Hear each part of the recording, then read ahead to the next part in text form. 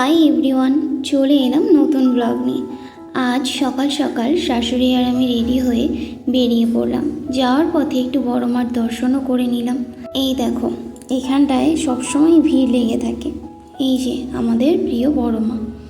তারপর 7 সমুদ্র 13 নদী পার করে চলে গেলাম আমাদের গন্তব্যে।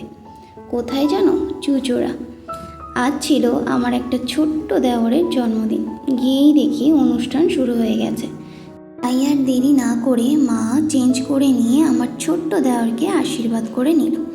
এই যে ওর হাতে পরিয়ে দিচ্ছে আমাদের বাড়ি থেকে দেওয়া এই গিফটটা।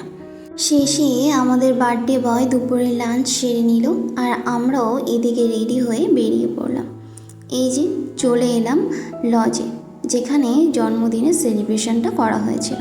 ভিতরে ঢুকতেই এত স্টল বসা দেখে তো মনটা খুশি হয়ে গেল। যাই হোক, আমি সোজা চলে গেলাম আমার ছোট্ট দেওরের কাছে। আজ তার জন্মদিন, একটু আদর না করলে হয়, তাই তার পাশে বসে গেলাম। পাশে বসতেই তিনি তো আবার লজ্জায় মুখ ঘুরিয়ে নিল, অথচ তিনি আবার তার বন্ধুর সাথে আমাকে পরিচয় করিয়ে দিচ্ছে। ছোট দেওরের কাছ থেকে নজর ফিরতে এদিকে দেখি বড় দেওররা আমার দিকে তাকিয়ে বসে রয়েছে, তাই তাদের কাছেও ছুটতে চলে গেলাম। এই যে মা আর মাসিমণি হয়তো আমার ক্যামেরার জন্যই রেডি ছিল। এটা হলো আমার দিদিভাই আর জামাইবাবু। এদিকে আমার চোখ বারবার স্টলের দিকেই যাচ্ছে। যাই হোক, এই দিক থেকে নজর ফিরিয়ে আমার দেওরের কেকের দিকে নজর গেল। একবার তোমাদের দেখিয়ে দিই, কেকটা সত্যিই অসাধারণ হয়েছিল, তার সাথে সাথে ডেকোরেশনটাও। বার্থডে সেলিব্রেশন এবার শুরু হলো। দেখো, ওর চোখ মুখ দেখেই তোমরা বুঝতে পারবে ও কতটা আনন্দিত হয়েছিল। ছোটদের সামান্য কিছুতেই অনেক খুশি হয়। আর ওইদিকে দেখছো, ওই যে আমার দেওর স্নোফলের ডিউটি পেয়েছে। ও হ্যাঁ, এই হলো আমার মামি শাশুড়ি আর মামা শ্বশুর। ওনাদের ছেলেরই আজ জন্মদিন ছিল। আর এদিকে আমি আর অপেক্ষা করতে না পেরে চলে গেলাম কাবাবের সেন্টারে।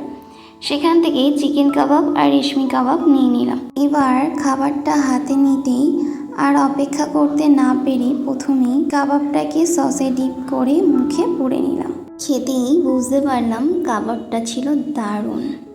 আর এই যে আমার মিষ্টি দেওর কাবাব খাওয়া, দেখো, ওহ কি দারুণ খাওয়া। এভাবেই কাবাব খেতে হয়।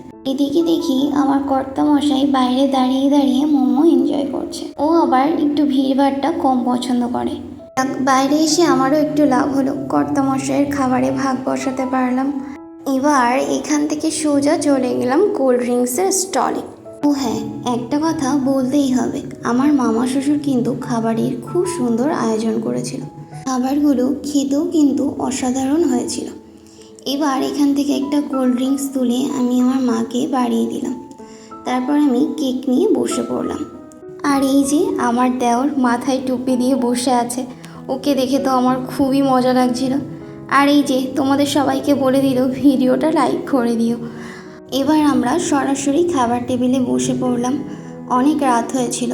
এই যে আমার দাদা ভাই, দেওর, আমার কর্তা, আমরা এই 4 জন এখানে বসেছিলাম।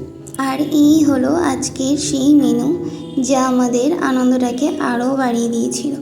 আর সবশেষে আমরা সবাই মিলে একটু ফটোশ্যুট করে নিলাম, যাতে আমাদের এই স্মৃতিটা সারা জীবন আমাদের কাছে থেকে যায়।